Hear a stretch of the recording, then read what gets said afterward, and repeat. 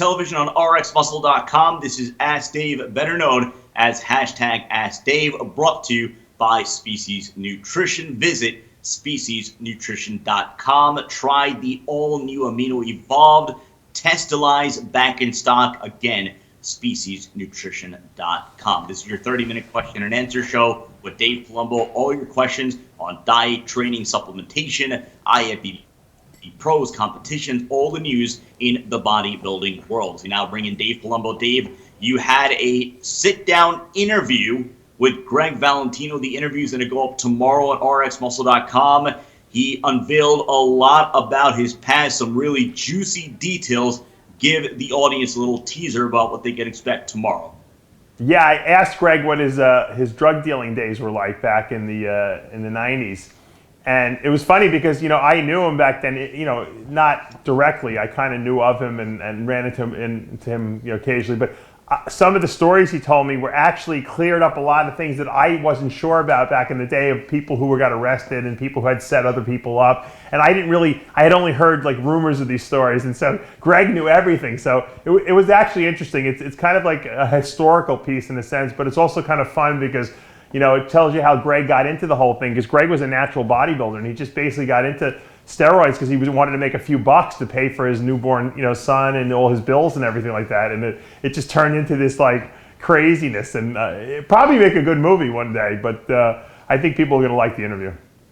Correct me if I'm wrong, but he's also on an upcoming episode of Iron Rage with you and John Romano, or is that Lee Priest? That's Lee Priest. Lee Priest and John and I just recorded a Iron Rage as to why guys don't train as hard nowadays, and we throw a lot of theories out there, and we'll see if you guys agree with what we had to say about that.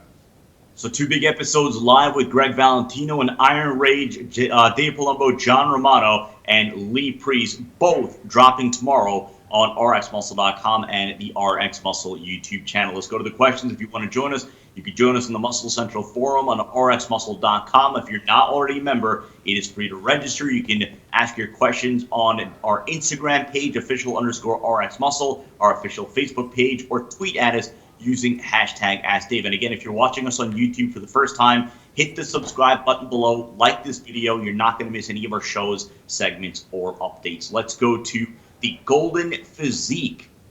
Dave, what are your personal goals for 2018? And will you come to FIBO in Germany? Seemingly you get that question every year. Yeah, I loved Germany, actually. I really loved FIBO, and I was happy that I was able to get there last year thanks to Yamamoto Nutrition. And if Yamamoto decides to bring us in again, it'll be a short trip, I know, because I have 2 babies now, and although my one son is 2 years old today, so happy birthday to Logan. But yeah, I mean, if they want to bring us in, it'll be a short weekend for me, but I'll definitely head over there. I'd love to catch up with all the European fans and everything like that and do all the interviews over there. So that might be a cool trip. Once again, no one's really set up their, I guess you could say, their budgets yet for 18, so we're waiting to hear who wants us where. Obviously, we'll be at the Arnold Classic this year. We always go there. Hopefully, I'll be at New York Pro. And the Olympia is pretty definitive, but we're going to find out about FIBO, of course, and you never know where else I might pop up because someone calls me at the last minute and says, hey, Dave, we're going to sponsor this trip. We want you out here, and so that can make it worthwhile for us heading out there. But that's the plan, and the plan really is to do more in-studio stuff. Now that Tyler, our producer, is really gotten pretty established and the programming is real tight now, and we see things improving. We're going to really come up with some new shows for the 2018 schedule. I think you guys are going to really like it, and we want to give you guys what you want. So if you guys have suggestions, put it down below. Sid, the thing I do want to mention, and I don't think we're there yet, but we're very close.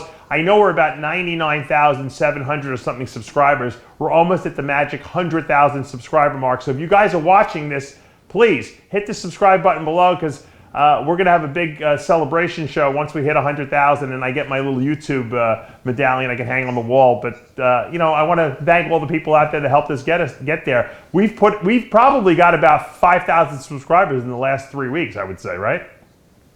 Something in that ballpark, but again, it's all you guys. As the fans, we appreciate your support. You guys are the reason why we bust our butts throughout the course of the year, and especially now, as we're in the thick of the off season, when, again, you have to sort of manufacture production, you have to manufacture programming, This is where we strive to really hit our mark over the next few months leading into the 2018 contest season. So again, we're going to have more episodes of the show Versus, where Dave and or Chris Aceto break down bodybuilder versus bodybuilder, previous matchups, virtual matchups, so on and so forth. Of course, we're going to have more Iron debates, and as tomorrow you're going to see Iron Rage with special guests like a Lee Priest. Go back to the questions. Go to Mexican Silverback.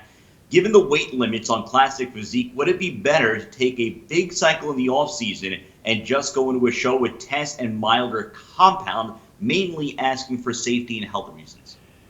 We talked a little bit about this when I was with John and Lee earlier, and I believe this to be wholeheartedly true. I think the majority of guys that compete, whether it be men's physique, classic physique, or the open class, all use probably way too many drugs. I know men's physique guys that are on more drugs than the open bodybuilders are on. So just because a person looks a certain way doesn't automatically mean that they're not taking drugs or they are taking drugs. Just because classic bodybuilding is a small waist, vacuum type pose, classic lines, it doesn't mean that that guy's not taking a lot of drugs. It just means genetically he's got a very classic looking physique, structurally. So to answer your question, is classic a better way to be able to maybe use less drugs and be healthier? Yeah, but you know what's going to happen? It's like an arms race. Once you start getting these top dogs in that classic division that are so much better than everyone else, everyone's trying to play catch up. So people will use whatever they have to or whatever they think they have to try to catch them. What I was pointing out earlier with Lee Priest and John is I wish people would worry about training more intensely to put that muscle on, eating better to put the muscle on, rather than worrying about drugs, because it's not about the drugs. You only need a threshold amount of drugs. More is not better. More just means more side effects. So I hope that that's why when people were saying foo-foo on me when I said that these classic guys are going to use classic as a stepping stone to get to the open, and I truly believe a lot of these guys will, because a lot of these guys want to be in the open class, but they just don't have enough muscle, so they'll stick with classic first, make their way there, get their pro card, compete a little bit, and then when they realize they can jump to the next open class because they have enough size, they will. And you're going to see people doing that. The guys that are really good at classic will try to stay there, but they're going to try to keep putting muscle on too. And the way it's been going, they've been up in the weight class 5 pounds every year, so that's not going to help people stay smaller. It's going to make people want to take more drugs and get bigger. So I think they got to stop raising the weight limits. Keep it where it is. It's at the right place right now. Let's go to Lindsay Scott Cook. Can you take T3 without taking anabolics? I've heard that it will, quote, eat your muscle if anabolics aren't taken with it. Well, you got to remember what T3 is, a triiodothyronine. It's the active thyroid hormone in the body. What does thyroid hormone do in the body? Well, it controls metabolism, and it controls and the term metabolism means how the body, processes things. Now, metabolism of carbohydrates processes how the body uses carbohydrates for fuel. The metabolism of protein is how the body uses protein to build and repair muscle and all the other bodily things that use hair, nails, skin, etc. And then the metabolism of fat is how the body, uses fats to either build and repair the cell membranes of the muscles, to take that fat and use it as fuel. So thyroid, it controls all three of these variables. So if you take extra exogenous T3, what you're basically doing is increasing the metabolic rate of all these macronutrients, which is good for carbs and fat if you're trying to lose body fat. It's not good for protein because then it could turn over your protein too fast, and you theoretically might be able to lose a little muscle. Taking drugs that spare muscle tissue, like anabolic steroids, growth hormone, even clenbuterol, will make the T3 not eat the muscle up. So even in people who don't want to take anabolic steroids or GH, if they take clenbuterol with T3, that will spare the lean muscle tissue. So that's what a lot of, especially women will use that combination, because there's no steroid in there. There's no side effects associated with that. At least there's no masculinizing side effects associated with taking T3 and clenbuterol. And that's why it's a very popular stack. Miguelito Hudson, do you have any must-do advice for building hamstrings and biceps? My hams lack compared to my quads, and my bis lack compared to my tris. I wonder if there's a connection, being that they're both pulling muscles. You would think so, but probably not. I mean, genetically, maybe in your body it is, but I found that the best mass builder for hamstrings is squats. I'll say it a third time. That means that when you open your legs up and you squat down and you lower the weight under control, because remember the hamstrings control the way down, okay? That's when they're contracting, okay? That's when they're doing their thing. You can't just fall down into a squat. Lower the weight slow, open your legs up so that you can come down deeper and really activate those hamstring muscles. Now, what a lot of people don't realize is that when you put a leg back and you do your rear double bicep or rear double lat spread, or rear lat spread, excuse me, and you're looking at that hamstring that's hanging back there, it's not just the hamstring muscle. It's actually the adductor muscle, that inner thigh muscle, that when it gets squeezed against the other leg and it gets put back, you're seeing that too. That's why my hamstrings always look so crazy when I would put my leg back, because I have a lot of hamstring, but I also have a lot of adductor. So I know guys that their hamstrings are pretty damn good, but when they put the leg back, it doesn't look that good because they don't have that much adductor. So you want to develop, and the best way to develop adductor is to also have that wide stance squat and come down nice and deep. That's going to activate not only the hamstring, but the adductor compartment. So to me, that was the best way to build hamstrings. As far as biceps go, that's a very genetic muscle group. I think a lot of guys have problems with developing biceps because they're doing the wrong exercises. What do I mean by that? I have very long arms, and I always found that when I did barbell curls, which is, that's what everyone considers to be the mass building movement for biceps, right? I didn't grow, my arms didn't get any bigger. And I always felt it a lot in my front delts, and so you know what? I said to myself, what exercise do I do that I feel the most in my arms, in my bicep muscles? And I had to be honest with myself. It was like stupid cable curls. One arm cable curls with a cable machine. And the only reason I remember that is because, you come back from an injury, you start light, you do some cable exercises, and I always felt this crazy pump in my biceps. Cable curls isolated my biceps so much so that I'm like, what if I just do these for mass? And so I started doing cable stuff, one arm at a time, unilateral, and I started, increasing the weight. So I was doing heavy weight, but I was doing it with cable movements, and you know what? My arms grew. So that's not to say it's going to work for everyone, but you have to find which exercises you feel in that muscle group. If you're doing something just because that's what everyone else does, and you think that that's what's necessary to build that muscle group, then you're stupid because you're making the same mistake over and over. You've got to feel the muscle contracting. Okay, if you have a long arm and barbell curls you don't feel, don't do them. Okay? Do another exercise. You might have to do dumbbell curls. A lot of times guys with big arms do better doing unilateral movements for arm development. And I had to do that by trial and error and figure it out. So it's not the same for everyone, but I bet if you try these little things I just told you, you're going to see big results. Dale David 96. Dave, what is the best exercise for your lower pecs? My gym doesn't have a decline, and for some reason, dips doesn't get the job done for me. I've never seen anyone with weak lower pecs. I've seen people with bad gynecomastia in their lower chest, which kind of blurs the definition there and it makes it look like crap. Think about it. Everything you do for pressing will always work those lower pecs. Working the upper pecs, on the other hand, is a lot more difficult. So most people lack thickness in here, not down here. They have the thickness, but it might be obscured with glandular development, and that's why the gynecomastia surgery is so prevalent in guys who compete at an elite level. I've probably sent 5,000 guys to Dr. Blau in White Plains. He's the best gynecomastia surgeon in the world because it looks good when you get the gyno taken out, okay? And, every top bodybuilder has had it done. So I advise you guys, if you think your lower pecs are not good and they're not defined properly, it's probably gynecomastia down there. It has nothing to do with body fat. It's always glandular development there. Focus on the upper pecs. I've never seen one person who has awesome upper pecs who doesn't have good lower pecs. Never seen it. Show me. I dare you to show me a picture of someone with awesome uppers and no lowers.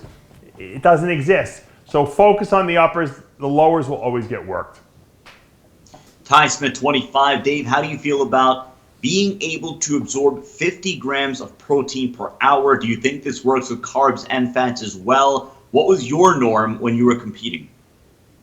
I think that different bodies can absorb different amounts of food at different rates. I think the higher the amount of muscle mass in your body, the more protein you can utilize. We shouldn't say absorb, because everyone absorbs the food that they eat. It's just a matter of what your body does with the food you're eating. If you're 120 pounds and you're eating 400 grams of protein a day, most of that protein is going to get either eliminated from the body or it's going to get metabolized as energy because your body doesn't need that much protein, okay? If you weigh 300 pounds of pretty much all muscle and you're eating 400 grams or 500 grams of protein a day, your body might utilize almost all of it.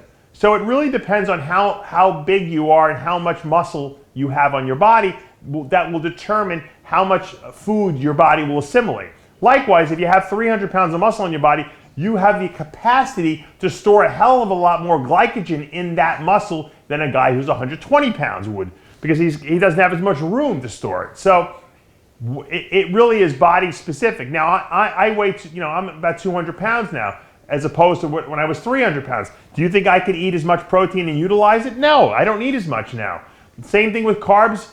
I don't need as much either. The only thing that pretty much has stayed stable, okay, in my food intake from being 300 pounds to being 200 pounds is my fat intake.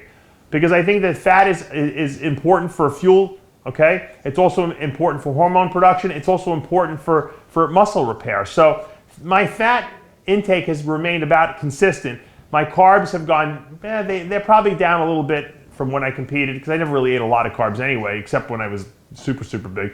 And my protein has definitely gone way, way down. I probably eat a third of the protein I ate when I was, at my biggest. And that's how you have to alter things. It's based on body mass. Reawakening, thinking about getting into bodybuilding, but confused about divisions and different contests. How do you learn about the different classes? And then his other question is there an age when it's too late to jump in? He says he's almost 40. It's never too late to compete. If that's what your passion is and that's what your desire tells you, hey, I want to get up there and test all this hard work I've been doing in the gym and see what I look like, then do it. Don't let anyone tell you. I know. Look, I've interviewed guys at that Masters Nationals who won like 60 and over, and I'm like, I don't even know who you are. Where did you come from? When did you start lifting? And he's like, I started lifting like 3 years ago. I'm like, what? He's like, yeah, I was like a tennis player my whole life. I was a runner. And then someone got me into weightlifting, and I liked it. And he goes, and 3 years later, the guy's an IFBB pro. He wins the 60 and over. So it's never too late to get involved. I think that that's a misnomer that a lot of people think, now as far as what class you're going to be good for, there's only 3 classes in men's competition. There's men's physique, which is the board shorts, where it's really just an upper body contest. You have classic physique, which is what I would call more of an introductory bodybuilding. And it's probably good for anyone to enter as some of their first competitions, okay? Because you're not going to be outsized that severely by some of these guys. However, if you don't have like a really small waist and a good structure, you might not want to go for that. You might want to shoot right for bodybuilding. So bodybuilding and classic are kind of similar in a sense. Obviously with classic, your glutes are covered, so you don't have to worry about getting striated glutes. But for most people who get into it, they want to try bodybuilding, But if you have like a super gifted genetic structure, then, classic might have been made for you. And once again, you got to go to a show. The best advice I can give you, and I got the same advice when I was first getting into it, is go to a local bodybuilding show, see how it's run. Don't just go to the night show. Go to the pre-judging. Watch how they do the classes. Watch how all the mandatories are run, the quarter turns. Become familiar with the process. Once you learn that, then you'll have a better idea of where you fit in. Parker Triple X, do you prefer long-acting or fast-acting insulin, and why?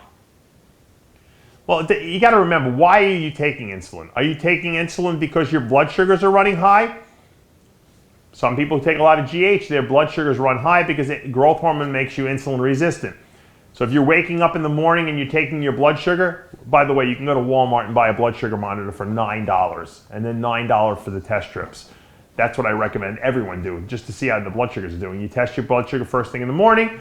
If your fasting blood sugars are running high, that would indicate that you need a long-acting insulin, like Lantus or Detamir or Tresiba.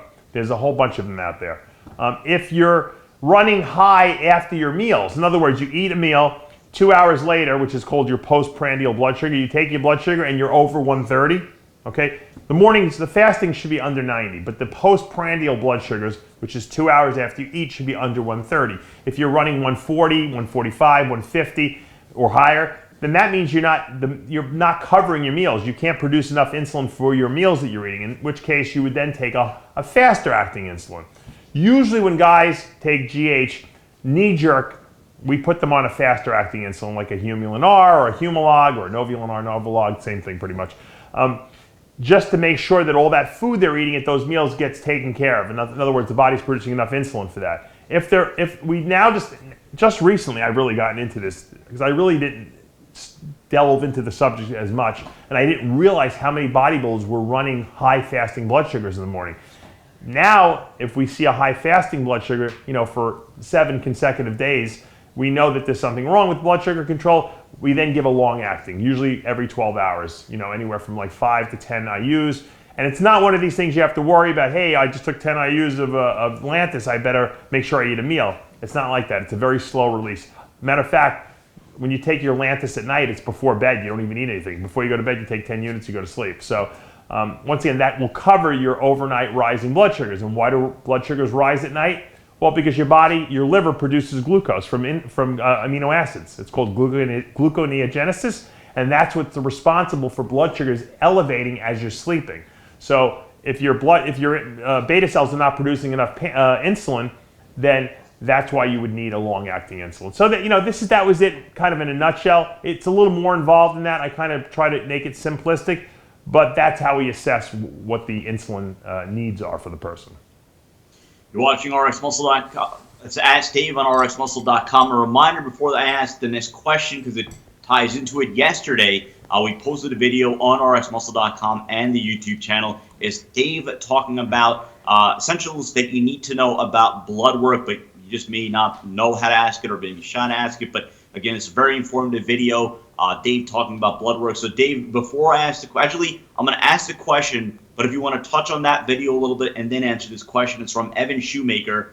Just watch your video on blood work. Question: could an elevated ALT and AST be a result from overtraining? Yeah, that's exactly what I talked about actually in the video.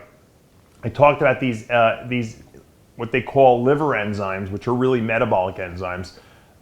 When they get elevated in the body on blood work, a lot of times it's just coming from muscle being broken down in the gym. Because remember, liver enzymes contain metabolic enzymes, but so do the muscle cells. In a person who doesn't work out, if you had elevated enzymes in the bloodstream, you would assume it came from the liver, okay? But if someone who's working out and breaking down tons of muscle in the gym on a daily basis goes for blood work and you see high elevated enzyme levels, they're most likely due to the fact that the person is working out and training and breaking down muscle tissue. So yeah, those enzymes definitely go up from training. I see them all the time. I never in my entire life, okay, and this was before I even took a drug, ever had normal liver enzymes while I was training hard, from whether it be from running or being a bodybuilder. Recently, okay, with all my little kooky surgeries, my shoulder surgery, my knee surgeries where I couldn't go to the gym, when I would go for blood work at the hospital, I couldn't even believe it. My enzyme levels were perfectly normal. I never had them my whole life. So if my liver would have been destroyed for 20 years taking, while I was a bodybuilder, I don't think that they would be normal now. So I have to assume, and I knew this all along, those metabolic enzyme elevations were due to working out. Now that I'm not training as hard, or I had to take off 3 months after my shoulder replacement surgery, of course my enzymes are going to be normal because I'm not breaking down any muscle tissue anymore. Rock Sharma. Dave, I know ketosis is great for a high-level NPC bodybuilder, not in pre-contest mode, but I'm trying to see where he goes from here. Let me ask this again. Ketosis is great, okay, but for a high-level NPC bodybuilder, not in pre-contest mode, can't complex carbs be needed to grow while still burning fat? What about 6 weeks out on the pro level? Do they still eat complex carbs close to a show, say, 4 to 6 weeks out? How many grams of carbs you consume in the off season and or pre-contest is really dictated by what your metabolism is. I always say the more food you can eat and still get in shape, the better off you are. No one wants to reduce food. We have to reduce food in order for the person to lose weight. And most people, if I gave them protein, fat, and carbs, and on a nice solid 6 meal a day diet, they wouldn't lose any weight. They might stay the same, but they wouldn't lose any weight. So something has to be eliminated. So usually I start off lowering carbs a little. I don't eliminate them, but I lower them. So maybe I go down to, if they were eating 300 grams in the off season or 400 grams in the off season, maybe I go down to 200 grams. I keep the protein and I keep the fat consistent, and I see how they do. If they lose weight on that, then great. If they don't, then I'll cut it back maybe to 150 grams of carbs. So the carb content is really based on the person's metabolic rate. At some point, and this is where the ketogenic diet comes in, if your carbs are getting so low, okay, that the person's miserable all the time because they're only eating, maybe 100 grams of carbs a day, you might want to just eliminate them, because once you take the carbs completely out, now the person's brain switches from using carbs to switching fats. In other words, being in a state of ketosis, and they feel better. People succeed on diets when they feel better, when they're not grumpy, when they're not moody, when they're not getting blood sugar swings. So the ketogenic diet is a very appealing choice when you're getting down to the point where you have to lower carbs so low that now functionally the person is not functioning well. And once again, what is the number one reason people fail on their diet? They cheat. Why do they cheat? Because they're miserable, they're grumpy, they're irritable, they have blood sugar swings, they can't think right, they can't train right, and they don't feel good, okay? If I could eliminate all those problems, which all have to do with blood sugar, dips, okay, they're going to succeed on their diet better. That's why the ketogenic diet, at least my version of the ketogenic diet, which is a high protein, moderate fat diet, is so effective, because it gives people a stable blood sugar and it makes them feel good while they're dieting. Now, having said that, the last 2 to 4 weeks before a show, no one feels good, because when your body fat is so reduced, okay, you don't feel good. Your body is operating on fumes basically, and you just don't feel like a human being. That's something that you just have to deal with. But you shouldn't feel terrible at 8 weeks out, at 12 weeks out. If you do, then you're not eating the right diet.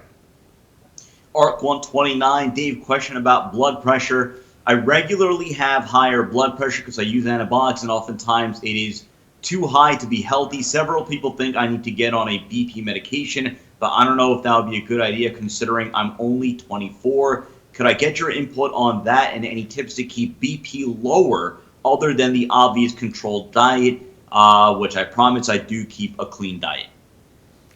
Everyone tells me they eat clean. Eating clean has nothing to do with blood pressure, okay? Blood pressure has a lot to do with genetics, okay? If you have a genetic predisposition for high blood pressure, and it has to do with body weight. So if you're a bodybuilder and you weigh 240 pounds, okay, let's say you weigh 220 pounds and your body really is meant to weigh 160 pounds, you're putting a strain on your body. That could raise blood pressure. So if you love the bodybuilding lifestyle and you want to be big, okay, and you have high blood pressure, okay, you have to deal with it. How do you deal with it? You get on a blood pressure medication. Now there's ones that are side effect free essentially, which are the ACE inhibitors like ramipril, lisinopril. And then there's ones that have side effects that you might not want to take. So you got to do some research. I think the ACE inhibitors are great because not only do they lower blood pressure with virtually no side effects, they are actually kidney protective because they actually open up the vessels that feed the kidneys so that your body will filter your blood better as well, which will keep BUN and creatinine levels lower. So I think that that's an important thing to do. Don't be afraid to take a blood pressure med because you think somehow you're not going to grow muscle as well. That's just not the case. Not all blood pressure medications are equal. Obviously, beta blockers are not going to make you feel necessarily really good. You don't want to have to take a beta blocker if you don't have to. Now, if you had an arrhythmia of your heart and the doctor put you on a beta blocker, you got to take it, But by and far, if it's just a high blood pressure issue and that's it, ask your doctor for like a mild ACE inhibitor. Paul Falbo, Dave, how can you tell if somebody has wide or narrow clavicles? Also, could you please name a bodybuilder with wide clavicles and a bodybuilder with narrow clavicles? Well, you could see it. You could see it. Jay Cutler probably had the widest clavicles I've ever seen on a bodybuilder. If you think about it, he doesn't have a small waist, but he's so wide, structurally, bone structure-wise, that he has a taper. Take Phil Heath. Phil Heath has very narrow clavicle, and that's why when he was smaller, he had a really beautiful physique because he had a teeny waist. As his body got bigger, your waist grows too a little bit. But he couldn't compensate because his clavicles are not that wide like a Jay. So when his waist got bigger, it just made him look it makes him look like he has less of a taper. I had that problem. I don't really have a wide clavicular structure. So I had a ton of mass on my body, which compensated to some degree, but it made my waist look like thick, which it really wasn't. If you measure my waist, it's not wide. It's just I'm not meant to be that big. And I think that's the same thing with Phil.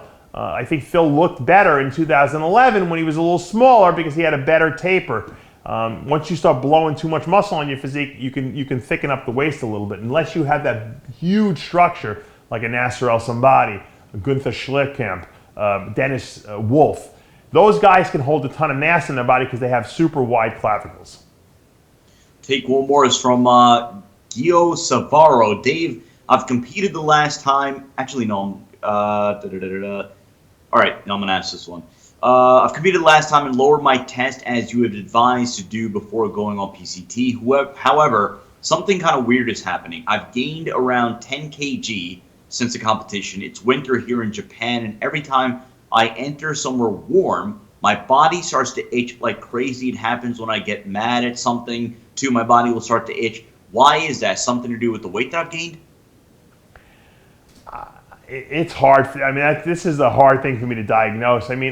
The only time I've ever really gotten itchy, like after a show, was, if I gained an enormous amount of fluid retention in my body, and it makes you sometimes itchy under the skin because it's like almost like the skin can't breathe or something like that. I don't know. It's like the skin is stretched too taut, and you just get like this itchiness. You got to be careful. Sometimes if you get that in your lower legs, it could actually be the beginning of like a cellulitis or an infection.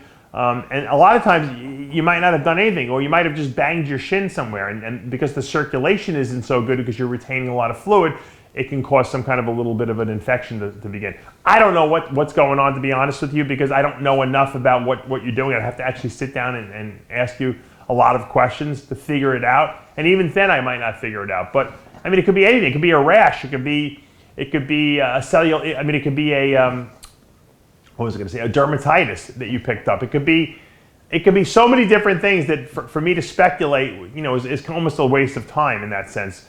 But you got to kind of nail down what changed in your body. Have you started taking a drug you weren't taking? Are you not taking a drug you were taking? Are you retaining an enormous amount of fluid? Have you gained or lost a lot of weight? These are all questions that will usually give you the clues to what's going on. We'll take one more from Rob Nerlin Fit. Dave, on your recent Iron debate with Thackeray, Porter, and Kamali, you mentioned how an important point of the coaching process is acting as a counselor, psychologist, therapist to your clients who are undergoing the stress of preparing for a show. Can you give an example or two of a time when your counseling of a client may not have worked out that well, and what you learned from that experience afterwards, and how you grew and improved to become a better coach afterwards? I don't think any advice failed or didn't fail. I think, I can give advice, and that some people take it and some people don't. If a guy breaks up with a girlfriend and he's morbidly depressed over the whole thing because, he really loves the girl and they broke up, or she broke up with him for whatever reason. Maybe she fell in love with another guy. I can only, tell him what the right thing is. Hey, obviously this wasn't the right person for you. You can't allow the emotional hurt that you feel now to affect your bodybuilding or anything else in your life for that matter, because then you're giving power to this person who did this to you. Disempower this person in the sense that focus on the things that you really are love and passionate about in your life. And I can tell you, and this is, look, you're hearing this now and you're saying, yeah, that's logical, that makes sense. But you know what, when you're in the midst of an emotional breakdown, sometimes the logical doesn't register. And some people will take my inspirational speech to heart, and they'll say he's right. And they'll put all their efforts into their bodybuilding and the other things that they love to do in their life, whether it be jet skiing or collecting insects or whatever they do in their life. And they'll forget about her, and they'll find. And then usually when you take your mind off something that's not good in your life, something good comes into your life, and then they'll find someone else, a couple months down the road. Other people will obsess about it. They'll stalk the person. They just can't stop thinking about that person, and it will destroy their life, and it will destroy their bodybuilding because they won't be eating properly, they won't be able to train intensely, and there's nothing that I did wrong or right. It's just a matter of some people will take the advice and some people can't. So as a coach, you have to be compassionate with the people you work with, but you have to almost detach yourself to the outcome, because you're not in control of whether they're gonna, it's the old saying, you can lead a horse to water, you can't make it drink. You can give advice, but not everyone's going to take your advice. And it's not your job to make them take your advice. It's just your job to offer it. That's going to do it for this episode of Ask Dave, brought to you by Species Nutrition. Visit speciesnutrition.com. Reminder, right now on rxmuscle.com and the YouTube channel, Dave's rant about blood work, a lot of insight into what you should be looking for as far as your blood work is concerned. That right now is live. Tomorrow, 2 episodes. One, a live with Greg Valentino, some very interesting stories from his past, and then Iron Rage, Dave Palumbo, John Romano, and special guest Lee Priest. So live with Greg Valentino and Iron Rage with Lee Priest tomorrow on rxmuscle.com. For Dave Palumbo and our producer Tyler Shore, I'm Sadiq Faruqi. We'll see you next time.